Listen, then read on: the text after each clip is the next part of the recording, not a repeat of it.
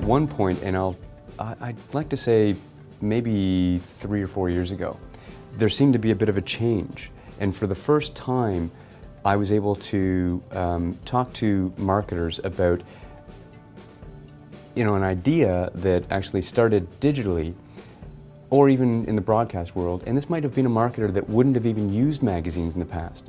But the idea started somewhere, and we were able to then demonstrate, okay, your idea is, whatever it might be, but here's the media that we're going to be using, but here's how we can now integrate the magazine.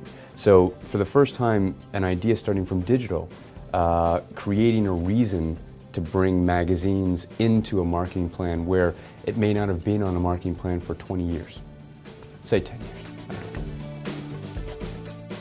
We had a very interesting challenge given to us about 2 years ago by the agency for Mazda.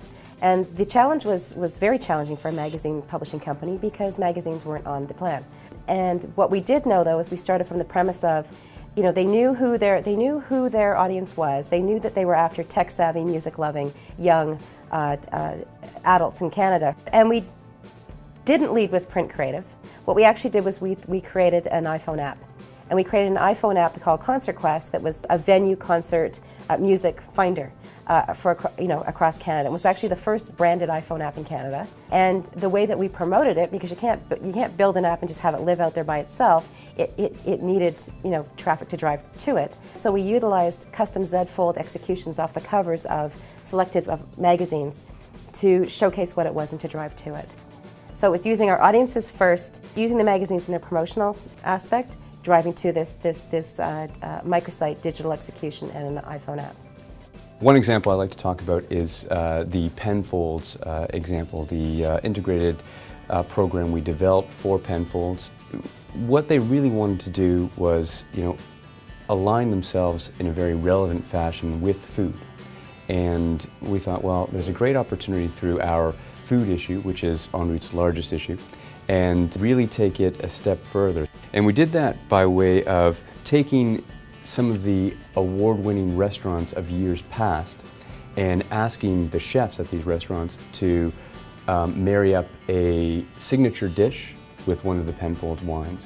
So talk about integration, and that's really taking the brand, their need, and creating an opportunity for them to tell a very engaging story and really attract attention from their core audience, who is the business traveler in a lot of ways. And we took it a step further and actually created the En Route Dining Guide mobile application. So obviously En Route is a service to business travelers, and as part of the Air Canada media group of assets, the mobile application serves as a tool for business travelers so they can find out what are some of the best restaurants that they should be checking out while they're in a city.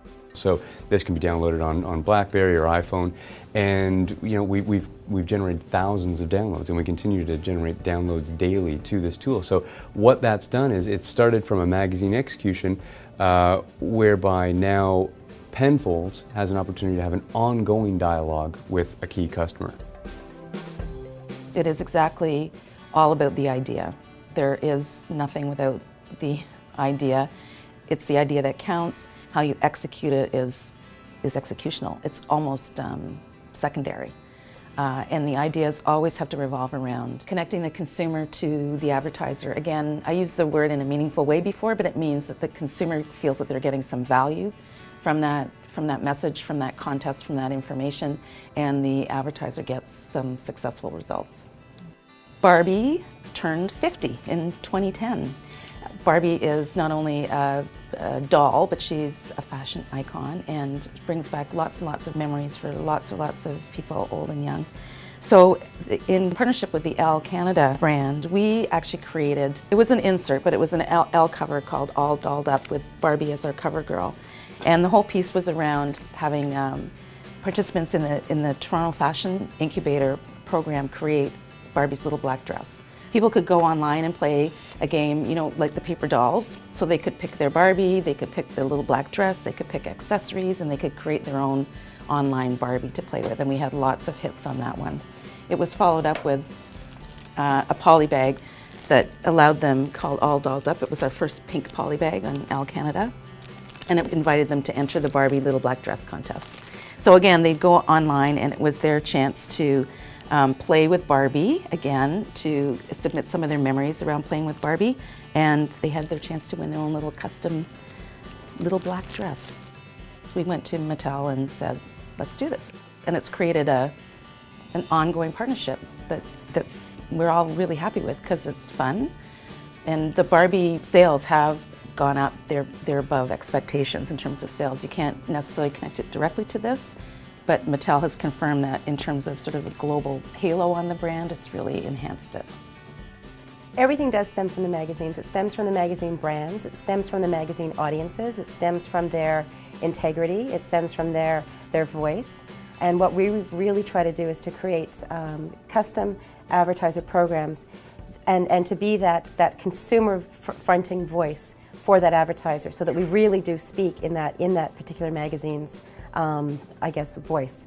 And really, you know, we don't even think of them in terms of actually being magazines as in true traditional print magazines. They're truly mega brands.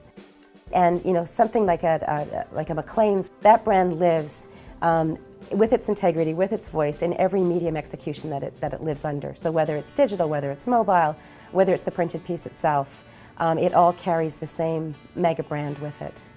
The Feria program was an interesting program because essentially it positioned a magazine brand in a very different way.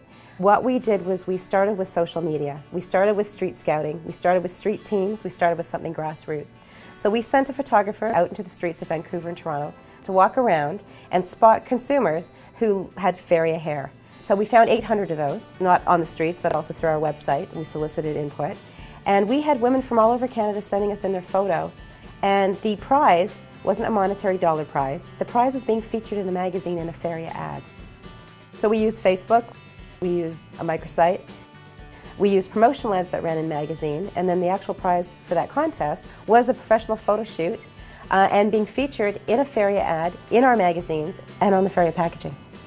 The response was phenomenal, but what it also taught us was actually the value of what it is that we produce.